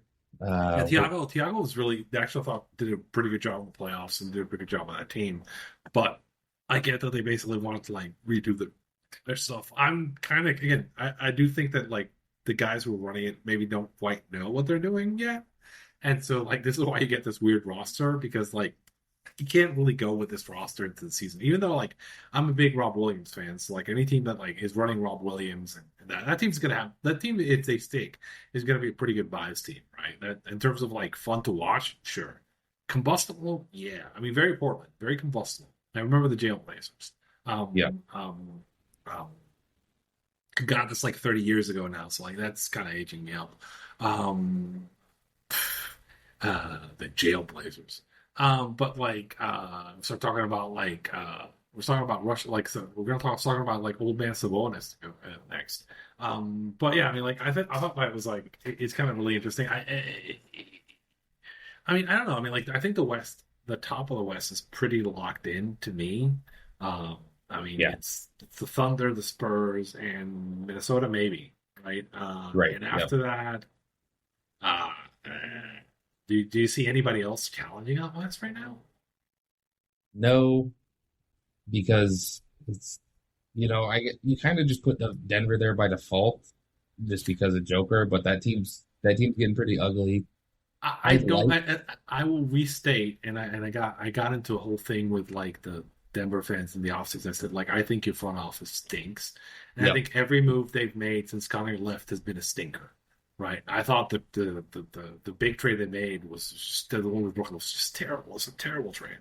And I think that like this team, like it's like once you go past Jokic, everybody on that team kind of sucks. And Right. Yep. it feels like it's inevitably kind of like walking to a disaster. It is kind of funny. Like my own running joke was that their ownership group can only pay attention to one of their teams at a time. And as an Arsenal fan, I appreciate that they were paying attention to Arsenal. Yeah. But like they got the Nuggets title and decided they were going to get like the Arsenal needed to win the league, right? It's I kind of forget I forget what the owner's name is. Shit, the Cronkies. Cronkies is the thing. That's Yeah, Kroenke's, yeah. the Kroenke Sports Group owns like Arsenal and like the Rams. So they own like the Rams, Arsenal, and the Nuggets, right? Yeah. So they Right. kind of win And in the order. Nuggets are We're third on that we're gonna list. Right? yeah, we're gonna win the title. They won the Nuggets, then they won the Rams, and now they won Arsenal. So maybe they're on back to the Nuggets now, or maybe they want to win the Champions League in Europe. So I don't know. Hopefully they want to win the Champions League because they hate Arsenal. Um, uh, I like a lot of the pieces on Houston. I don't like how they fit together at all. So yeah, I don't really have them in that tier either. And then you're getting into like the Lakers, which are really far away, I think. yeah, I mean, I think that Yeah. Houston is very weird because if they're completely healthy, but then like the way I like their coach a little bit. I mean, he was good when obviously, despite the personal stuff, he was better than like. But again, like this may be a very low bar. He was better than the Celtics coach than the current Celtics coach Mike Mazzulla when he was on the Celtics. But then Mazzulla, Yep. I think, have as like one of the worst playoff coaches in the league. So like maybe the worst playoff coach in the league. Um, good regular season coach, terrible playoff coach. Just yeah. But anyway, it's interesting. So like, okay, BJ, let's talk about the World Cup, right? On that note, let's.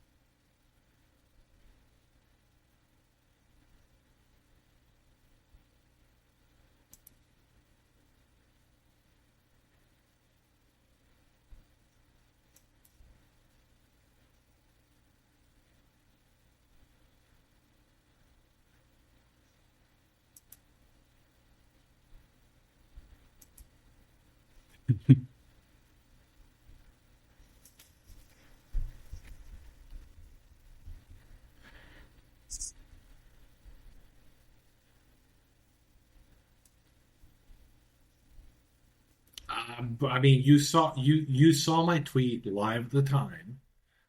which has gotten me like more motherfuckers and assholes than probably I've ever gotten on Twitter. It's kind of funny. Because I said I was watching the game and I'm watching it and like I see the play and the problem is okay. So when you're essentially what happens is the Bosnian defender is like is going for the ball and Ballin like basically comes in and he's more of a striker. He's not really like an offensive player. He comes in, it's a really bad tackle. He comes in from behind. He's not looking at the ball. He's just kind of like doing this motion, and he basically you see him kind of like move the ankle and like step on the ankle of the other guy, and the way it looks, and then people were comparing it to the Messi play like from earlier when like, but Messi was actually like looking for the ball. Like you see Messi like literally looking at the ball, where like Bellerin is like looking. So the ref on replay really doesn't have much choice. Now really it was like a maybe 50-50 ball, but I can't argue with it because when you look at the replay, it is clearly a rough. It is worthy of a red card, right? That foul is worthy of a red card. And It looked like it looked like when Chong Li broke that dude's leg in Bloodsport. Yes, that's what it looked like. Like, yeah, I understand that people are like, "Oh, that's a big dude." Like when you look at the tape, right? You're like, "Fuck." I mean, I was like, I was like, "Oh, he's gonna get a red card." Oh, Yeah, like, I and I think immediately. the ref was looking for an excuse not to give that red card, right? Like he went to the bar, he was looking for an excuse. He sees the plays, is like, I cannot justify this. I have to call it a red card, right? Because like again, he didn't like Valorant didn't really kind of give him any options or any space. It is funny because like that dude, the American striker, he's English. He lives in London. He's an Arsenal product, and like he was born. He's a birthright baby. He was born on a trip his parents took to New York, right? And they didn't let his mom board the plane, and so he was born in the U.S. Right? That's why he can play for the U.S. He can play for Ethiopia or Nigeria, the U.S. and Britain, and he chose to play for the U.S. That's how we have it. That's how the U.S. finally has an actual striker who may not play in the Belgian game. The one thing I'll mention it for like the U.S. is doing really well, partly because they're playing at home, partly because their path has been kind of trash. Yeah. The best team they've played is Turkey, and Turkey beat them. 21 in the world, right? Belgium is 12th in the world, and Belgium beat them in the run-up. I think like what is it, 5-2, beat them on the run-up. And the thing, Belgium hasn't played that great, except when Lukaku comes in, old man Lukaku. I remember Lukaku being like, He changed Lukaku the game. like every time he comes in, he's like Lukaku was this really incredible player that like Belgium had. He was like one of the best players in the world. He's like 33. He's not that old. The thing is, he's gotten like big and he can't move as much as he could when he's young. But he's so big and physical that when he comes in, he just completely changes. So he can play. He can come in and play for like 20 minutes, and they bring him in like minute 70 every game. And every time he comes in, he immediately either scores or gets an assist or because like he was used to play for Chelsea. I'm an Arsenal fan. And every time Lukaku would come in and get the ball, you experience horror. Like it's like every time it's like the ball would come around Lukaku. It's like what happens with Haaland now, who's the Norway striker, who's the player for Manchester City, who's like every time you saw him touch the ball, you were like, oh shit, fuck. Yeah. It's still the same kind of thing and they're using it very smartly because again they just put him in front. And he just comes in and he's like, everybody's dying. And he comes in and just like beats the fuck out of everyone. And like, it just changes the game. Like they brought him in, they were down 2-0, ended up winning 3-2 and it was literally just because Lukaku was there. They couldn't like, do anything against it. They just had no counter for him, right? They're like, oh shit. Like there's a few like the US doesn't really have a hard counter for them. So it is going to be like, so I expect the US to kind of dominate the first half of that game. Until Lukaku comes in, and then like they have the same problem that every team has. They just like fuck, we got to throw two guys at him, right? And he can still kind of like dribble past and like just push him down. Because I don't think he lost the ball once tonight. Every time he got the ball, it was a shot or a pass. Lukaku's like huge. Like that's part of the problem. Is like he's very big for a soccer player, and it's one of those things where like it like happens to like big wrestlers as they get like they can't move as well as they could, right? A little bit under the giant bit. But he's still kind of like he just pushes people around. It's just fucking kind of insane. So he's gonna be like, how tall is he? Yeah, he's like 6'3", 205. He's listed at 6'3". He's wider than he is tall. He's listed at 6'3", 205, and I will eat my hat if he's 205 now. He's probably like 245 or 250. Oh Yeah. yeah. I was at the game today, and I knew he was on the field before they announced the sub because your eyes just gravitate to him because he's just not built like a soccer player. He's built like a football player, effectively. Yeah. He comes out and you're like, oh crap, right? So it's going to be interesting how that plays out. I think again, Belgium is the best team that the U.S. has played, and European teams like they hadn't beaten a European team since 2021, and that was, I think, the only two teams they've beaten from Europe in the U.S. This is not overall. This is the U.S. playing European teams in the U.S. I think it's Wales and Bosnia-Herzegovina are the only two teams they've beaten this decade. And it's not like the U.S. doesn't play a lot of friendlies. The European teams love coming to the U.S. and playing friendlies with the U.S., right? They make money from this shit. So they come out and they beat the shit out of us. They go back to Europe. And, like, it is a problem because, like, I was watching this game, and I don't know if you guys noticed. Did you guys all watch the U.S.-Bosnia game? I watched most of it. So this game is the game is happening in Santa Clara. Yeah, they're playing in Santa Clara, and when they gave the red card, right, like 5 minutes after, they're like Bosnia's pressing, and you can hear the entire state, like you can audibly hear on the broadcast, Bosnia, Bosnia, Bosnia, and then, again, they're playing in San Francisco. They're playing in Santa Clara, the Niners Stadium, and the problem for the U.S. is, like, for these games, like the European fans, it's like when the Knicks were playing in San Antonio, like half the stadium was San Antonio fans, like Knicks fans. It's the same kind of thing. Like, it happens to the U.S. We're like, you're going to see this game where they're going to play Belgium, and there's going to be a shit ton of Belgians in the stadium. So the home field for the European teams isn't as strong for the U.S. as it is for everybody else, right? And also the European teams are generally better.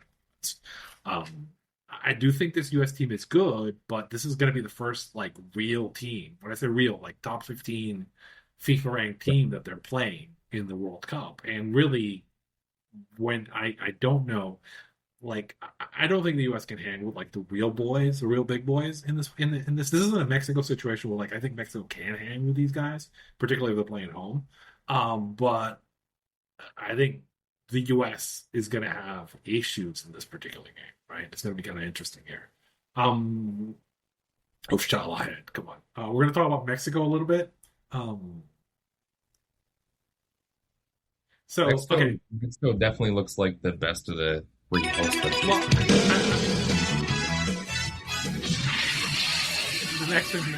The Mexican national anthem is playing now. So here's the thing. Here's the thing that's going on with Mexico. So Mexico plays home games at Azteca, right, in Mexico City. Yeah, always. And historically, Mexico is 70-17-2 in games played, competitive games played at Azteca. So 70 wins, 17 ties, and 2 losses. They lost to Costa Rica and they lost to Honduras, I believe, 2010 and 2013. They what is it? It's called the Aztecaso. Is the name of the game. Like, I think they'll lost twice. The point is that generally, when you're flying into Mexico, I don't know if people have you guys ever been to, like, Denver or Mexico or, like, Quito, or, like, one of these, like, really high cities. So it's very hard to breathe. I've been to Mexico City, and I remember I just remember the first night I was there, in the hotel room. I'm, like, washing my hair, right, and in the sink, and I see water, black water flowing down, right, because the air is so smoggy. It's like in the 90s. The air's so smoggy that, like, the water was flowing in black into the sink from being there. And combine that with, like, I used to live in Albuquerque, and I always joke with, like, my home pitch in Albuquerque. I play pickup soccer with, like, pickup team, like, their travel teams go out and play with each other. It's like a thing we did, right? And our field, we played at Edwards Air Force at the Air Force Base in Albuquerque. I forget the name. And the field had, like, a sign when you walk in that says you are at a mile high. Like, literally, they did it to, like, fuck with the guys who were coming into play, right? So that, and then it also had, like, the temperature, and it says, like, oh, it's 110 degrees, 20% humidity, and you're a mile high. That's on the field. And what it does to your body the first time you come in, like, I would fly into Puerto Rico to play a game, and it would just destroy you. And so it's worth about a goal and a half when you play in Azteca, like, to Mexico. If you're just flying in to play, you're going to play like a goal and a half worse than your ratings typically over time, because then you're flying in and it just sucks. And so that first knockout game, typically what happens is they played 3 World Cups in Mexico. And what happens is teams fly into Mexico, right? And by the time the knockouts come around, they've been there for like a month and a half, right? So they're acclimated to the altitude. So it's not as bad, right? So by the time you get to the knockout, somebody comes in like in the 70 World Cup, like Italy thrashed Mexico in the knockouts for nothing because Italy had been there for like a month and a half. And then yeah. And then like in '86, then like they ended up losing to Germany when they ended up winning the tournament. Like it was a penalty. So like generally Mexico does really well when they're playing at home. And the toughness here is like that people are fucking flying in to play these guys on like short rest. And Ecuador, who's the guy who played in the first round, I thought were going to be like Ecuador. Supposedly, like the Ecuador guys have been in the U.S. for a month, so they weren't acclimated at all. And also, the Mexico fans showed up at their hotel and like had a party to like all night to make noise to keep them awake, right? So there's like, so if you're England, do you fly in and the Mexico fans will track you down and keep you awake, or do you stay their home base? I've actually like, this is how sick I am. I actually like sat down and looked up what the home base. They're based out of Missouri. So they're like when I say that every team picks a home camp, and so they're England's training out of Missouri. So they fly back to Missouri, which is sea level, and then fly in day of to play Mexico and die. Like if they do that, they're gonna die. And like I was having this argument with somebody who was like, "Oh, how are you picking Mexico?" Like I said, Mexico should be like Mexico opened as the underdog, and there's no argument. Mexico is like the 12th ranked team in the world playing the 4th ranked team in the world at Azteca, and we know England is flying in. There's no argument. England should not be favored in this game, right? England's a really good team, and if they're playing a neutral site, they clearly should be favored. But they shouldn't be if they're doing. This is like when you play a back-to-back in Denver. You should not be favored when you play a back-to-back in Denver. That should not. That's like it's just not. Particularly like it's just going to be evil, right? And they're also on short rest because they played tonight and they're playing on Saturday, right? So like the game. Yeah, Mexico got an extra day of rest, and England has not played anything close to elevation. So I just pulled up their games. They played Dallas. They played at Foxborough, they played at New Jersey, and they played at Atlanta. So Mexico City is way different than those stadiums. I was telling you, like the couple of rules for this World Cup is I was joking that like 30% of all the goals have been scored after the second water break. So I was joking with like one of the guys I play Sports Rage, Gabe Morenzi, was a show. I was saying that this is the World Cup where you basically hedge your bet before on the last water break. Because essentially, like, if you just go by like what the game was when the last water break, like I would have made so much money on this cup, because effectively everything kind of shifts. Like you bet the dogs, and like the teams come back late. Like for example, that Belgium game, I was on the other side, and like immediately that last water break kind of like gives them like this team's like that extra kind of pep, and 30% of the goals. The whole game changed. Yeah. Speaking of water break, I want to take this break to say.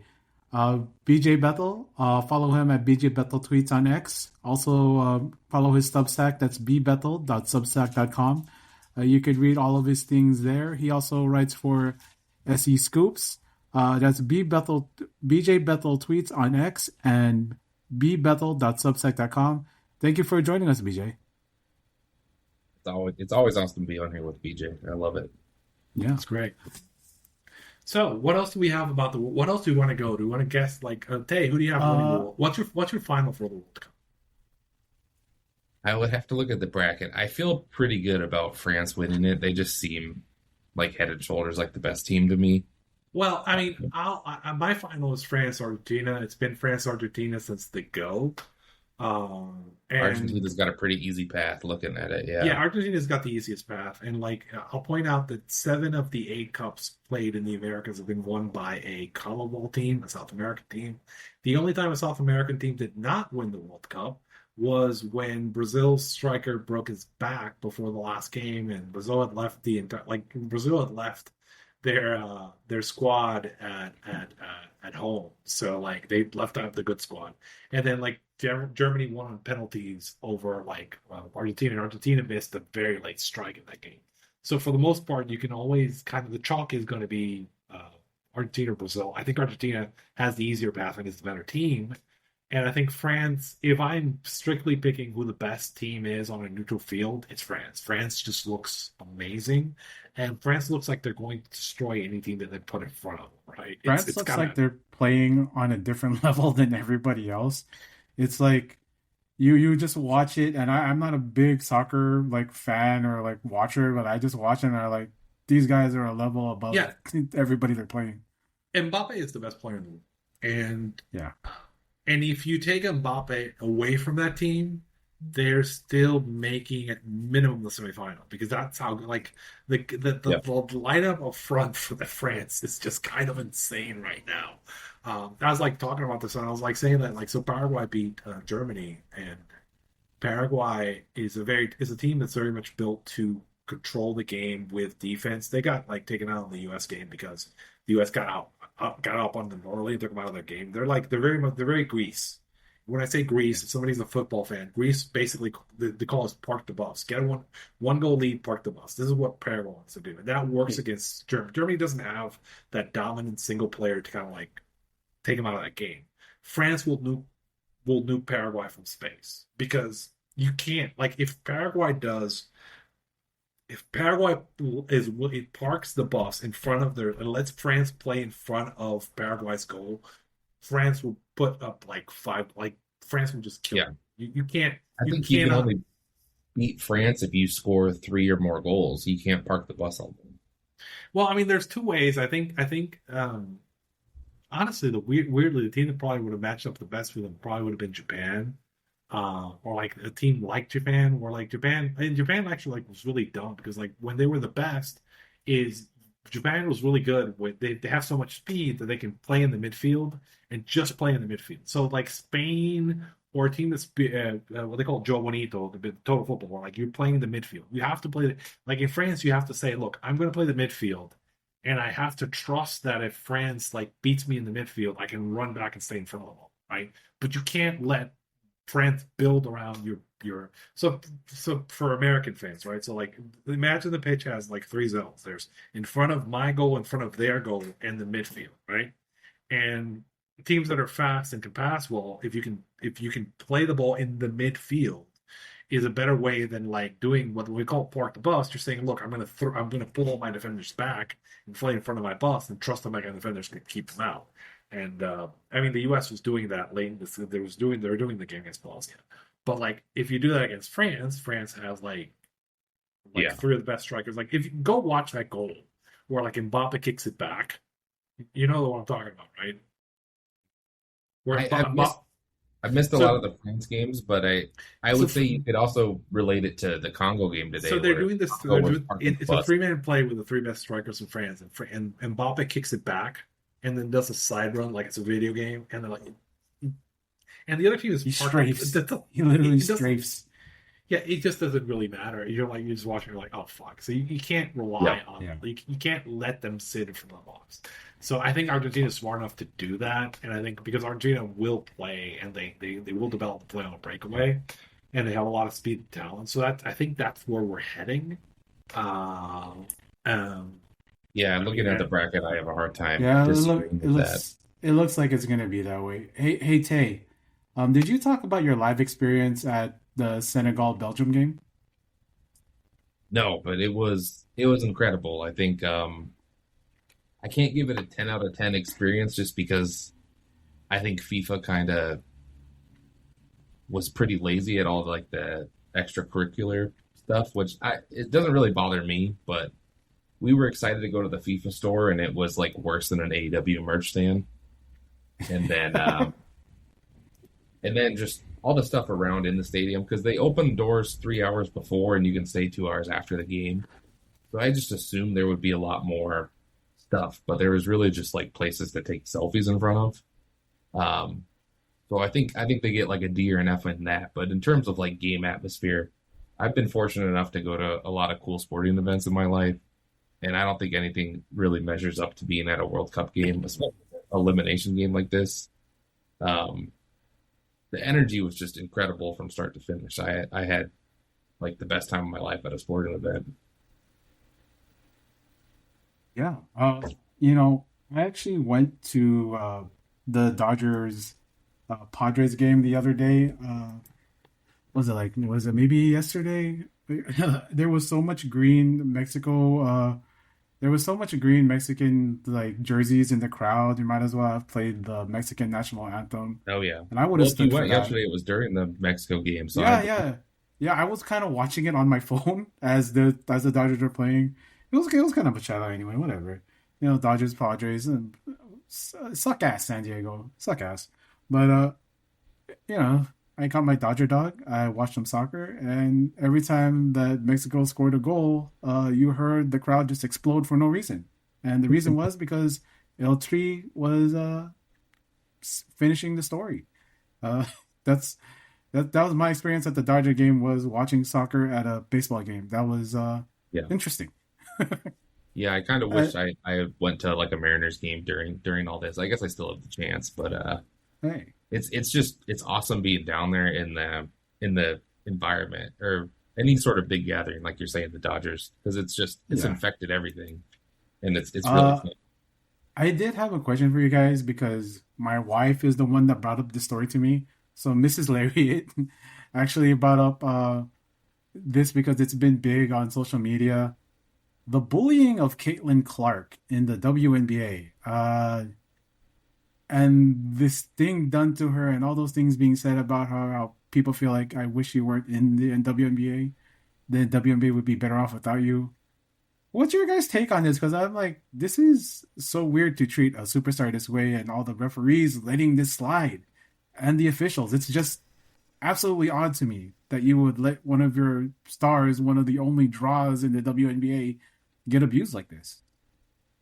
I mean, I think it's very much the idea that they kind of resent her a little bit because effectively she's coming in and she's this big star to this thing that they've already kind of built before her, and they kind of think it was a very insular world, right? So the WNBA has a very it is a very LGBTQ friendly environment, right? And it always Yeah. has been. And there's this kind of like idea that she represents kind of something different. And so there's been resentment against her. Right. I do think like somebody was joking about like I do think some of that the league is playing up because I don't know if you're familiar with the history, but like the culture, the race war, standing for the race war aspect is one of the ways the NBA got big during the whole Larry Bird, Magic Johnson thing. Right? Right. That was the Yeah. thing that the NBA kind of used to build the game to the next level. So I do think the league is kind of trying to repeat that. I do think that some of this is also I blame I think the commissioner is kind of the current commissioner of the league is not very Yeah. good. And that's been like the players have basically like landmastered her all this.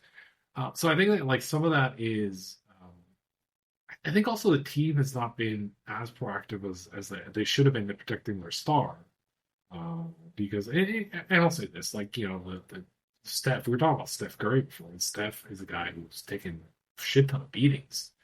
In terms of like the players, but like I think they got to a point where like if you did that shit, Draymond was gonna fucking kill you. And like some of that, the team needs to kind of organize themselves to like kind of like, hey, this happens. You need to have people who answer on the back. And I think some of that the league needs to step in and kind of like legislate that shit out because I do think as you're becoming a mainstream sport, if you think about the history of the NBA, I was joking at the Angel of Stern, like. Stern was the commissioner of the NBA when they were kind of doing their transition from like, hey, we don't have a TV deal and we're kind of like this very kind of like a niche thing in the 70s to becoming kind of like a household national audience kind of sport in the 80s. Took the thuggishness out of the game, the physical balance, a lot of the like the hard play, the fights. He took the hell out of the game, right? And Stern would have never let this shit fly, right? Like who to come in and just start spending the fuck. And I think Silver, who's the commissioner of the NBA now, is guilty for like letting this thing kind of fly, and he needs to kind of step into that because as you're marketing the game to a broader audience, physicality is good, but you can't have that kind of physicality. Like somebody like I would have the fact that my wife, who doesn't watch sports at all, and this is something that showed up on her feed. This is a story. This is how I know it's a bigger story, and that's why I'm bringing it to you guys. I do get this whole thing about trying to establish the league and people having that resentment towards her. But when you're trying to bring in like the fans who will love to see this, my wife my little Right, sister, but my the sister-in-law actually went to a Valkyries game the other week because of the interest in WNBA. So But there's an audience of hardcores that don't want the yeah, more mainstream kind of Right. audience I get in it. there. I And I get say They it. want that to go with the NHL. like We it come is from there. we come from wrestling, man. we It is know a all very about it is a the very kind gatekeeping. of it is a very particular kind of culture, and it's a very particular kind of audience, and there's nothing wrong with that. But I do think there's Yeah, always going to be growing pains as you become a more broader kind of sport, and I think that like that takes leadership. And because look, if I was a commissioner of WNBA, I would have suspended both the player, like I would have handed her a 10-game suspension for that shit, and I would have suspended the absolutely. referee. I would have basically said that referee like needs to be gone for at least 20 games because like the referee just like if you watch them play, the thing that struck me is the referee's just standing there, doesn't tee anybody Yeah, up, doesn't like just like people stop the game, throw that Yeah. that you can't have that, right? yeah, It's been a complaint to me. Like I do think Silver is very lax in how he enforces some of this stuff. It becomes a problem too in the NBA too because like they're not consistent about how they call the game, and that becomes a real problem. I have a real problem because you end up seeing these games in the playoffs because they like to have the flexibility to call the games like they want because they can manipulate the results. This is my take. And then you get these games where like the refs will eat the whistles and the games until the point where the game gets out of control. People are like you see dangerous play, like somebody gets shoved in the back into the crowd, and then the referees basically overreact completely, right? And it kind of ruins the flow of the game. And yeah, you need to be more consistent with how you call this stuff. And you need to kind of like step in and say, look, if we're going to market this as a family friendly game, we can't have, I mean, we can, like, look, doesn't mean you can't have rough play, doesn't mean you can't have like physical play, but you can't like attack somebody who's on the ground, right? Yeah. It's a bad perception. You need to protect your like particular These like players that like are more valuable than the league. You need to protect them because yeah, Caitlin. I mean, they're here's the thing. Like you're aware that there's there's a couple other leagues, right? That are like there's off-season leagues that are running. What's that league that Arena Maybe was running in? Yeah, and then the Nafisa Collier has the other one that's on like HBO Max that I'm blanking on Unrivaled. Yeah, right. Like, yeah, there's right. So there are like you're not the only game in town, and I understand now you have a CBA, but you need to start like being serious about this because this game is only going to grow. People like I know people made fun of the WNBA and whatnot, but this is a game that's getting popular. This is a game that has like a broad appeal. People like it. Uh I mean, I'm not a guy. I'm not going to sit down and watch like 20 WNBA games in a season because like I think Garrett was saying that like I'm already at the point where like I'm like tapped out, but I understand the appeal and I know that people are like really into it. And you need to be more serious about how you present this, right? You need to kind of like understand like you, this is the old this is the problem for hockey, right? One of the reasons that hockey didn't grow is like the old blood makes the ice grow thing, right? Um, hockey was extremely popular in the 70s and 80s, but the problem was like it was really, I mean, you had legitimate like brawls, and you had teams that like won the title in the NHL by the Flyers by being the biggest bullies in the town, just being the shit out of people, Broad and Street Bullies. the Broad Street Um, bullies, and that can be kind of that limits the ability of your sport to grow over time. So you need to kind of like, and this again, Yeah. they've started was like right about this. And you need to kind of like Silver, I think, needs to be a little bit more hardcore in terms of like he needs to. I mean, it might be time for Silver to go, and like Yeah. get the right people kind of in that understand how to police this better. And again, I'm a big believer that you want to call shit consistently, and let's bring it back to the World Cup, right?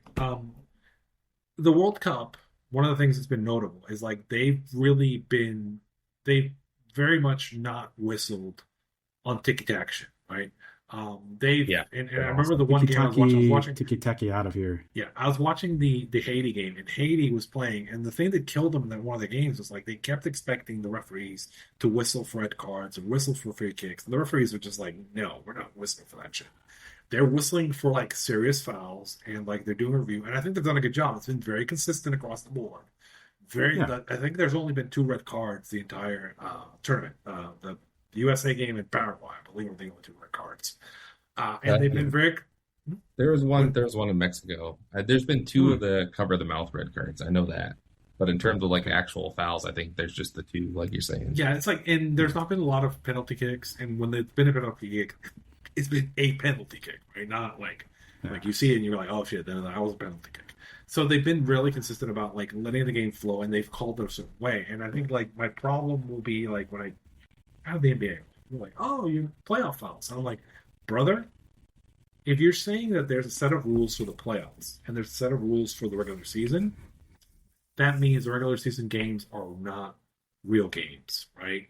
And so you need to kind of like whistle these things consistently and what you allow. And I think, again, the level of play has been really good in the World Cup. No injuries.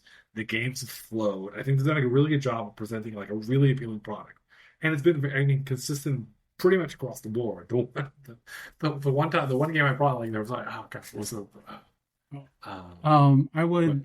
Okay, yeah. And, I'm just going to call time here. But, we've talked a lot here. And Arturo, where can people find you if they wanted to find you, Arturo? You can come up and find me on X, and you can come in and tell me that my World Cup model is terrible. That's American numbers on X. Like, how can you have this? It's like, come on. Yeah, because I look at the data and that's what it says. But, like, it's fine. I mean, like, I was telling people that, like, part of this is like sometimes you have to start off bad and you correct it. And I'm probably a rarity because I talk through this stuff with people and I have conversations with people. I'm fine if you come in like tell me something's terrible. Like just don't like come in with like slurs or insults because that's just gonna be instant. Yeah. A couple guys are like, oh, you do that. Okay, fuck you, block you. Sorry. But yeah. You can follow Arturo at X at American Numbers. You could find BJ at BJ Bethel Tweets on X. You can find Garrett Gonzales at ROHEBLIUS on X, but also follow his YouTube, Fight Game Media, bssnmedia.com. Tay, if people wanted to find all your videos on the NBA offseason, on trades, on the finals, where can people find that? Yeah. Before that, I just want to say Arturo's World Cup model might not be great, but I followed it along for the NBA playoffs, and I believe you updated them throughout. But your first crack, I think each 4 rounds you were 500 or better. I think that finished 10-5. So the world might be a work in progress. The NBA model's very solid. I'm over 500 on NBA playoff series bets on underdog NBA playoff series bets over the past 4 years. That means, like, boys, I am beating Vegas on dogs, right? Over the past 4 seasons. So if you're on DraftKings, on Price Picks, on Fanatics, on Kalshi Bets, definitely check out Arturo's models. I was going to say the World Cup model hasn't been as great as I would like it to, but I have a bunch of like smart followers who are following me and like DMing me that they are winning money with it. So, I mean, like they're not following it completely. They are making their own adjustments, but they've used it to great success. So, I mean, at least some people make money. But again, it's free. Absolutely. So, like, if you just want to follow along for the fun, then it's there too. Yeah. But Tay, man, where can people follow you if they wanted to follow you? Yep. So on YouTube or X or really any social media, you can find me at TayKZ, TayKzy. We've been I did a lot of NBA offseason preview videos. I did probably like 6 hours of content. I might have predicted a couple moves. I can't even really remember what I was doing. So it's been fun to do reactions with you guys. I might do a reaction video later on. But covering the world of sports, any kind of topics that come up. Historically, we're doing some wrestling. I don't know that there'll be much wrestling going forward, at least professional wrestling. I am planning. You want to do your announcement? You want to do your announcement on Social Suplex newsletter? Yeah, I have decided to just step away altogether. So whenever the next Social Suplex newsletter comes out, that'll be my last Dragon Gate write-up. Because I'm going to focus more on NBA. I kind of want to cover sumo wrestling, and anything else that kind of catches my eye, gets my brain going. And the way wrestling used to hasn't really done it in 2026. but we'll keep the content cranking out here and on the YouTube channel. Absolutely. We love having you here, Tay. You know, somebody's loss is my gain, and definitely a roundball rock rap is probably one of my favorite fun things. This is why it's become weekly. So definitely love having you here, Tay. Always got room for you, buddy. I'm gonna close with a couple questions for you guys. Quick question. Yes or no? Real quick before that, I'll love the Social Suplex newsletter and everything. Nothing about them. I think the writers there are great. I just lost my passion for pro wrestling. I'm going to say a team, and you need to tell me if you think they're going to win more games or less games than last season. All right, let's go. New York Knicks. Less games. Including playoffs, probably less. Just regular season, guys. Just regular season. Regular season, less 53. games. I had to pull the standings up. 53, yeah, probably less. Philadelphia 76ers. It depends on who they. I would say probably more. Even if they don't do the LeBron path, I think having Jalen and Maxey alone probably gets you more than 45. I think I'm less, but I'm incomplete because I think they're making another move. Boston Celtics. That's probably less just because they overachieved so much last year. I'm more, and I'm gonna bang that over on the wins because I think like they're gonna be like their number's gonna be less than what they won this year, and people kind of forget they're getting Tatum back for all season. So yeah. I like the over. I don't know that I like over 56. Yeah, that is a rougher question, isn't it? Let's see, what else can I think of? Detroit Pistons. Under. Yeah, less. They're gonna go under. The moves they're making are confusing to me, and I don't get what they're doing at all. I'm gonna give you one more team, and this might be my dark horse to win the East next season. Toronto Raptors. I like them at over. They were 46-36 last year. I think they're probably a top 4 East team next year. People don't know how good Kawhi was last season. Kawhi was really fucking good last season. He was good for the Clippers. I think this is gonna be more of a push. Like they're gonna hit the same mark they did this year. They're gonna make. They traded Kawhi. They traded Kawhi for like their worst player, one of the worst. Their worst starter. They're second best scorer, but Kawhi replaces that. Grow up, man. Yeah, they got a bargain. But I decided that I wanted to end this show like this. So, amigo, numbers, I need you to do this. I'm going to say something and then you can repeat it in Spanish. I want everybody, as we close out, to please rise for the Mexican national anthem. Queremos que todos ustedes ahora se levanten para escuchar el himno nacional de México.